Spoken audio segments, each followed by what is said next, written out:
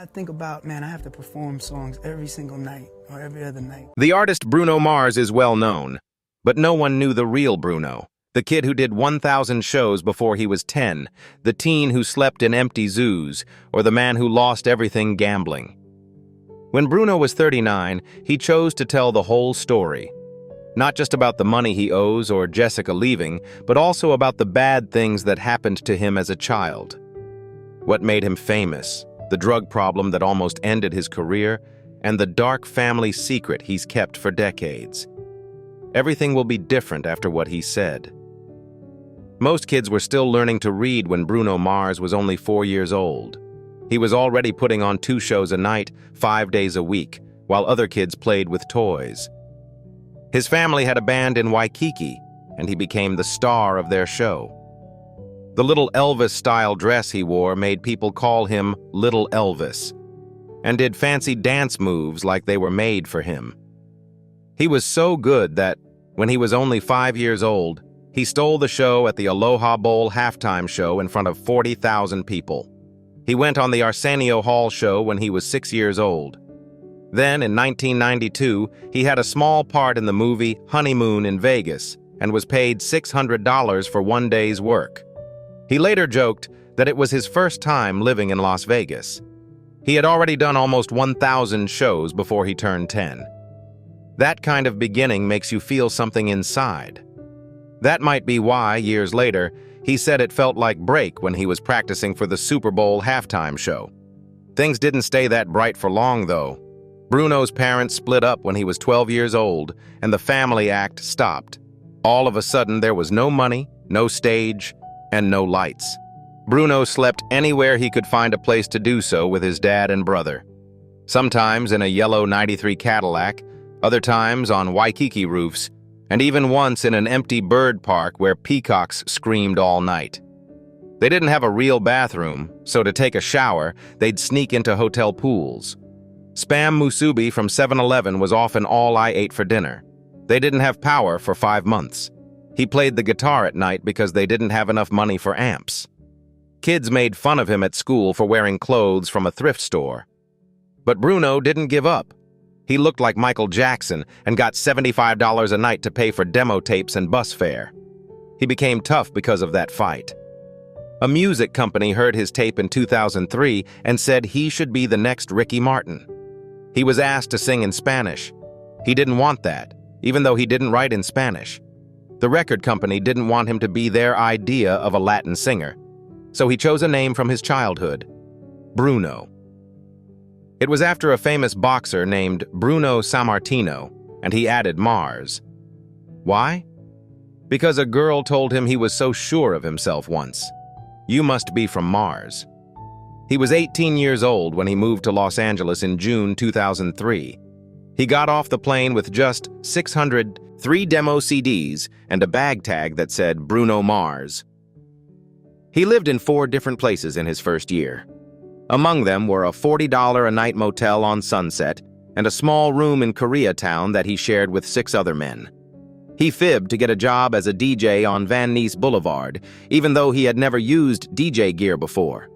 He lost his job after 2 nights, but the $75 he made kept his phone from being turned off. He only ate 99-cent tacos from Jack in the Box for a few weeks that summer. Motown made him an offer in February 2004. It was only 3 pages long. That was funny, Bruno said. He had seen breakfast menus that were bigger. The record company didn't know what to do with him. They called for a Latin pop singer. After 9 months, they fired him without putting out a single song. It made me feel bad. He already told his family back home that he got signed, but it was lucky that he didn't. Philip Lawrence was another artist who stopped by Motown at the same time. They became friends. They swore to each other that record companies would not be able to ignore their songs. Bruno and Philip were poor and determined by 2006. There was a small studio in Hollywood, and Philip parked his beat-up '99 Toyota Corolla outside. That's where they wrote their songs. It was run by Ari Levine. He had gear. Philip and Bruno had thoughts. As payment, they would get him tacos from 7-Eleven. They would yell, "That's a smeeze," whenever a sound or beat felt good. The Smeezingtons became their name because of that. 6 days a week, they worked 10 hours a day to study hit songs and learn how to write their own. Before putting out even one song, they learned more than 1,000. At that point, Bruno's sister Hemi stepped in. One of his demo CDs got lost with a man named Mike Lynn while she worked in fashion in West Hollywood. Mike did work for Dr. Dre. At first, he almost threw away the CD because the voice sounded funny, like a mouse. There was a 43-second high note by Bruno, though, that made Mike pause and play again. He flew Bruno to Record One Studios for a meeting. Even though they didn't offer a deal, the fact that someone important had seen gave Bruno a huge push. Things can change in LA if you see the right person. Menudo paid them $20,000 for a song they had written for themselves called Lost. This helped them stay alive. They did just enough to stay in their place without getting thrown out. The song they wrote for Florita's Right Round was their big break, though. It became a hit and was downloaded 636,000 times in its first week. At that time, it was a computer record. Then they wrote Nothing on You by B.O.B., which was also a hit. Bruno's album Just the Way You Are came out in 2010. Before that, songs he helped make had already been downloaded more than 15 million times. Bruno Mars didn't just appear out of nowhere. The first thing he did on his own was an EP called It's Better If You Don't Understand. Not much was said about it when it came out on May 11th, 2010. This song only lasts 13 minutes and has 4 songs.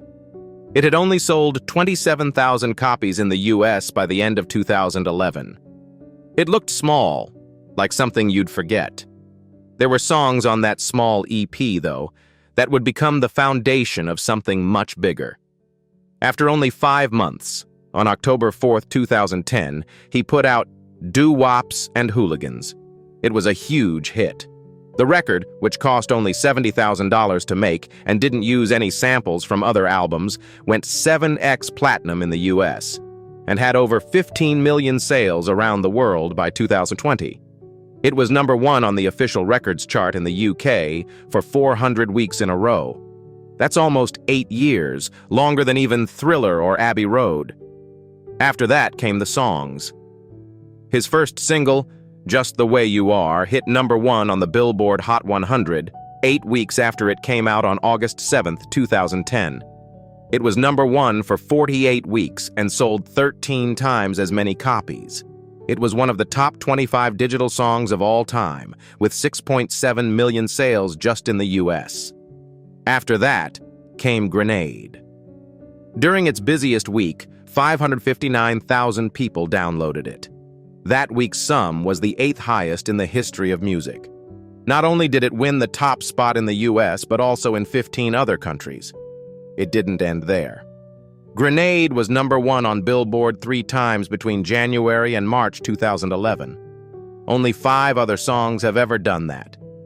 By March 2011, Bruno had 2 songs that had sold more than 5 million copies in the US. Lady Gaga was the only other act to do that before him. The music business took notice. In his first year, the Grammys nominated him for 7 awards, including Album and Song of the Year. That had not been given to a man's solo debut since Lauryn Hill's. He didn't win any of the big awards, but his song Just the Way You Are won Best Male Pop Voice. He was only 25 years old, making him the youngest man to win the award since Stevie Wonder in 1974. Soon after, Billboard named him one of the top Hot 100 artists. The IFPI said he was the best-selling act in the world in 2011. He even beat Adele's late-year surge. He wasn't done yet, though. Locked Out of Heaven came out in October 2012. It got off to a slow start, starting at number 34 on the charts. After that, it went up. It went straight to number 1 for 6 weeks, from December 22nd, 2012 to January 26th, 2013, a span of 11 weeks. That made Bruno the first male solo artist since Bobby Vinton in 1964 to get 4 #1 songs on the Hot 100 in his first 2 years. That was something not even Michael Jackson did. Also, sales kept up. In the end, the song went 10 times platinum and sold 1 million copies in the US in just 10 weeks. After a while, Spotify streams went over 1.8 billion. Some people didn't see it coming. Rolling Stone called it the police revival that no one asked for but everyone needed. The EDM music that had been dominating the charts was broken up by that Jamaican rock beat. Bruno changed the whole sound of pop radio in less than 4 minutes. Strange Jukebox wasn't meant to be crazy at first. The record company wanted a tight, catchy dance recording. But Bruno and his team secretly made the idea bigger. They overspent and tried 9 different styles, from the disco shimmer of Treasure to the bold, sexy rock of Gorilla and even reggae with Show Me. The label went crazy. In one memo, it was said that radio stations wouldn't play a record this crazy. Bruno didn't give up. In order to pay for live horns and old gear, he even gave up 4% of his future earnings. It paid off to take the risk. The album sold 6 million copies around the world in just 1 year. The critics were shocked. Spin magazine said it was like listening to a radio at 3 a.m., strange and interesting. And acts like Dua Lipa and Harry Styles would later follow Bruno's lead in combining different types of music. There were more fireworks at the 2014 Grammys. Best Pop Vocal Album went to Unorthodox Jukebox, which also won 2 other awards. Engineers found that each song had more than 120 separate audio tracks. This was more than any other nominee that year and even more than Daft Punk's Random Access Memories.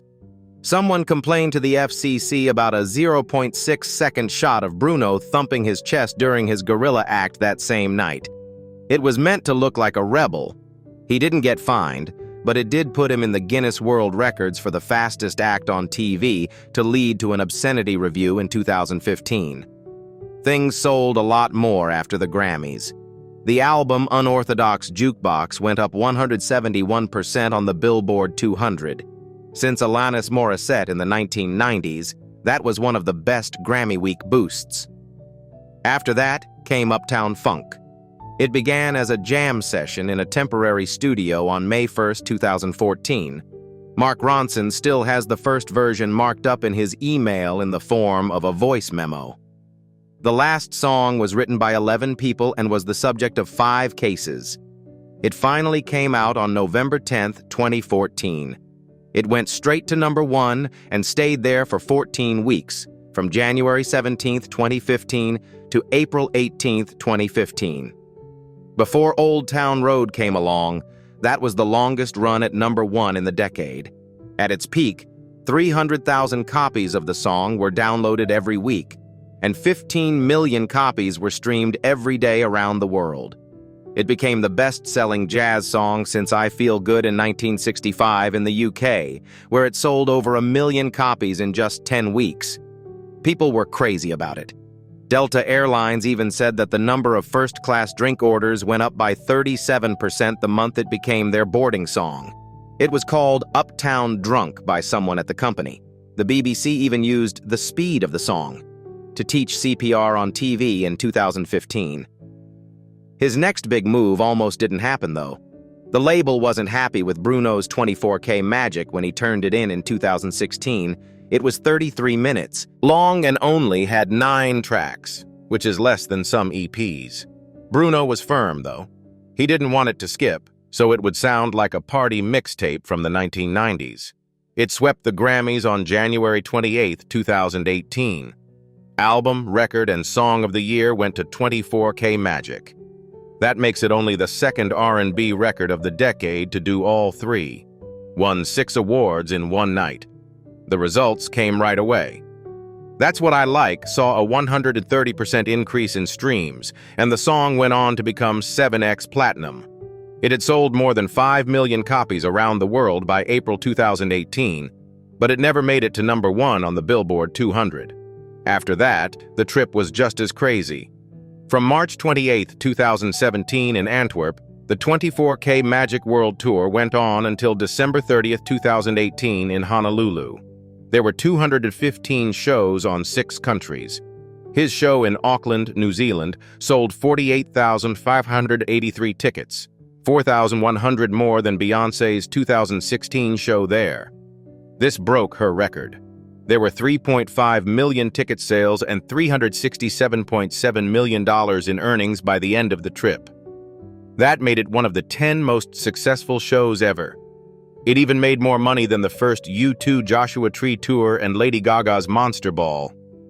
Each and every song on 24K Magic was made with crazy care. The main song's talkbox intro was a lot like Computer Love from 1987. Babyface's hit songs from 1994 could be heard in Versace on the floor's Smooth Sounds. A 25-year-old console was used to mix the Cardi B and Finesse version so that it sounded like it was from the early 1990s. There was no chance in the 9-track count either. Bruno said that Bobby Brown's Don't Be Cruel cassette was his best. It had 9 songs on each side. It got great reviews. Some people said the record was pop's most valuable history lesson, and others said it brought funk back into the mainstream at a time when EDM drops were all the rage. And he still had more plans to surprise her. Bruno made the hook for Gucci Mane's Wake Up in the Sky in less than 30 minutes in September 2018. The song came out on September 14th. It got as high as number 11 and stayed there. It had been streamed 1.4 billion times on Spotify by July 2025, which is more than many number 1 hits that year. Las Vegas was getting late at night. It was packed in the Dolby Live Theater. Bruno Mars came out in public wearing a gold tux at 11:47 p.m. It got quiet in the room. He finally said it. Silk Sonic is real. The music began a few seconds later. The room was filled with a smooth old song. It was called Leave the Door Open. And at exactly 12:01 a.m., everyone could hear it drop. It wasn't just liked by some. They really liked it. It went straight to number 4 on Billboard and then to number 1 in just 4 weeks.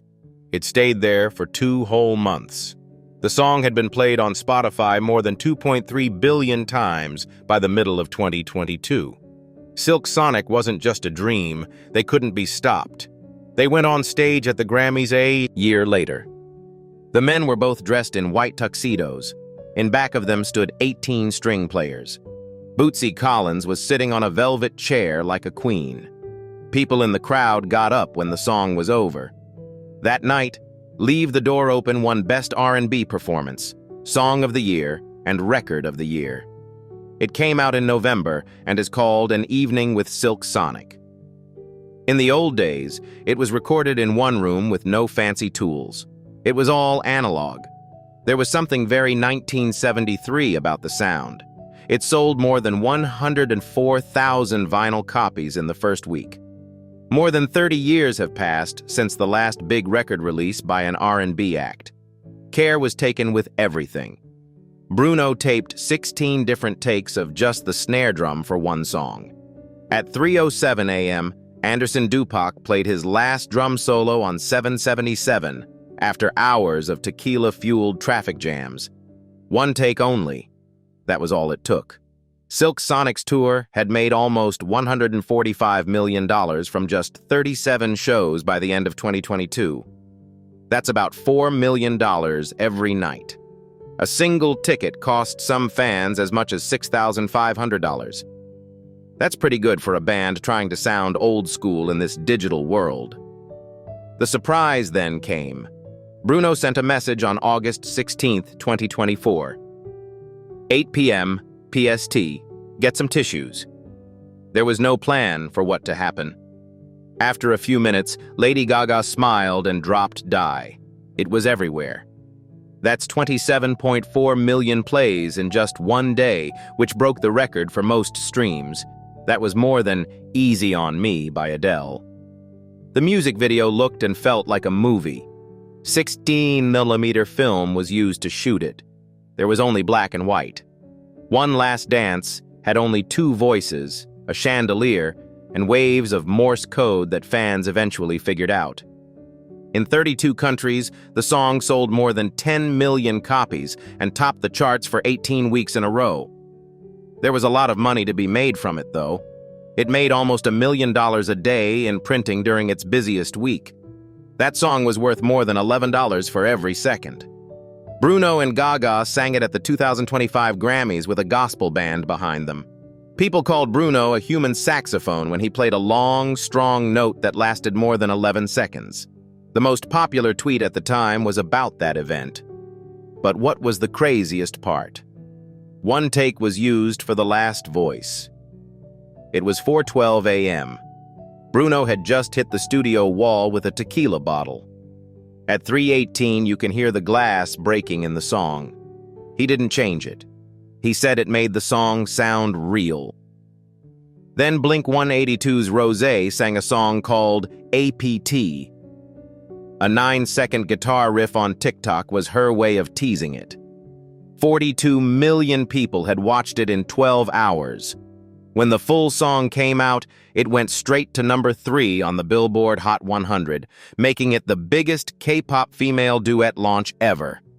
100 million people watched the neon-lit, color-flashing video on YouTube in just 19 hours. That broke all records. After 9 months, Rosé was playing at SoFi Stadium when the lights went out. Then Bruno showed up. The stadium blew up. The two of them singing APT made sounds that were louder than a jet engine. 2.5 tons of confetti fell at once. That same night, Spotify said the song had over 80% more streams than usual, with 300 favorites. It was back near the top of the charts almost a year after it first came out. Some people didn't know what APT stood for. Finally, Bruno told us what it meant.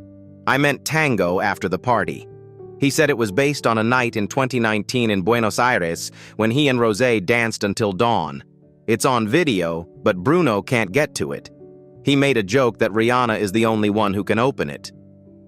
The song had been played over 3 billion times by August 2025.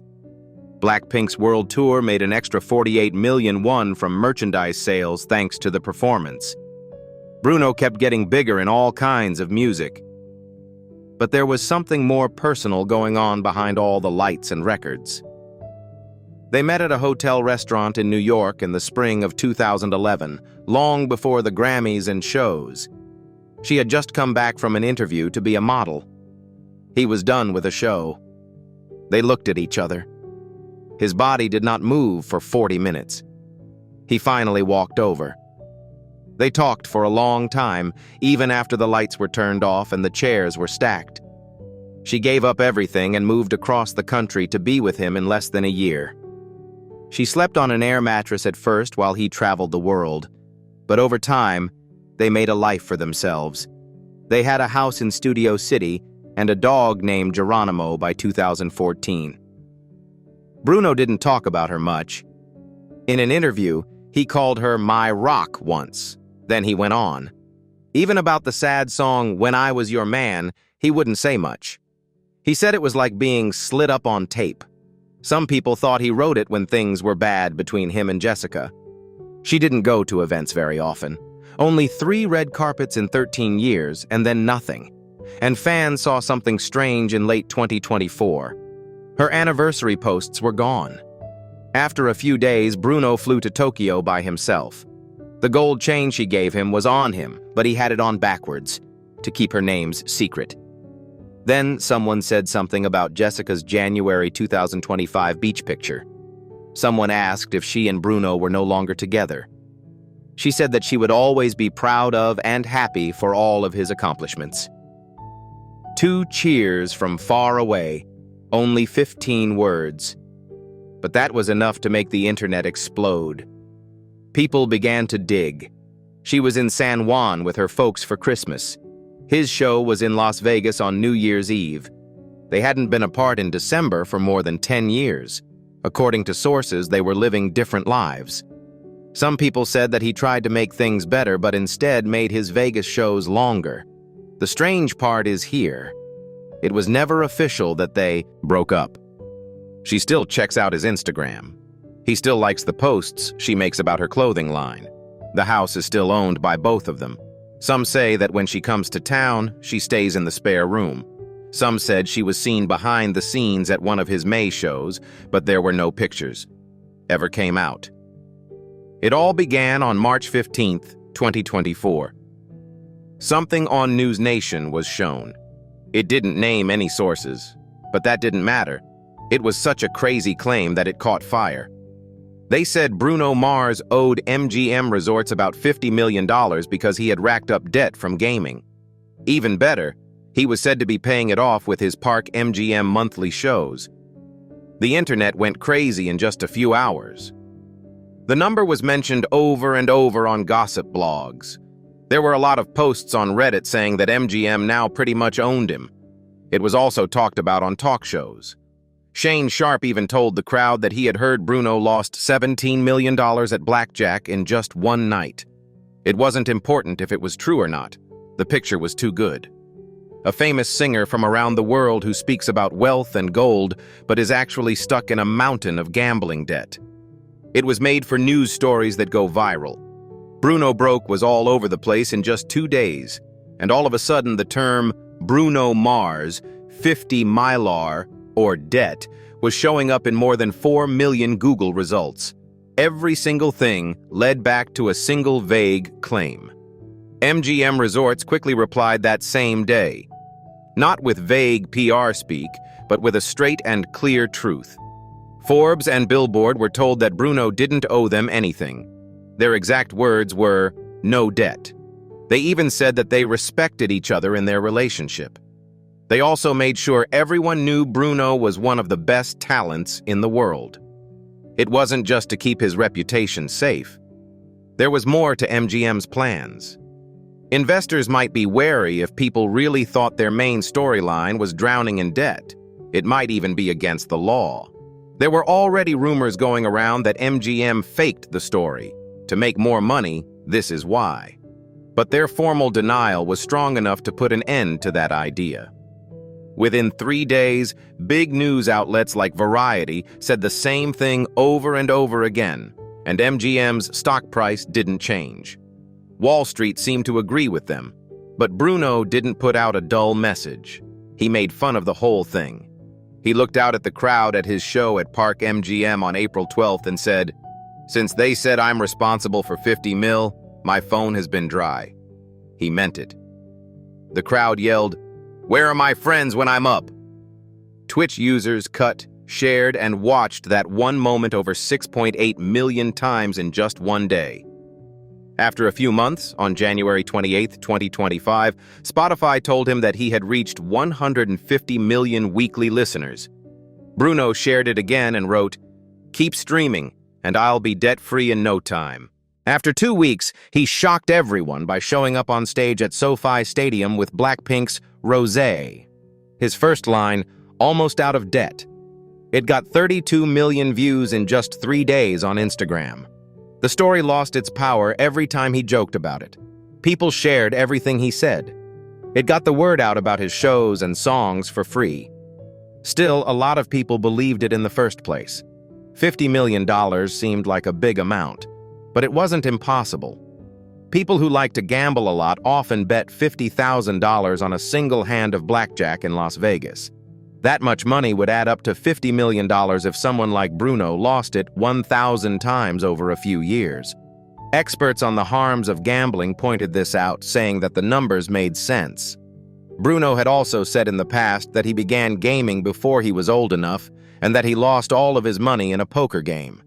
It seemed even more real after that. Adding that to his huge salary, he supposedly makes $1.5 million per show, makes him about $90 million a year. And it wasn't hard for his fans to picture him living like Sinatra did today.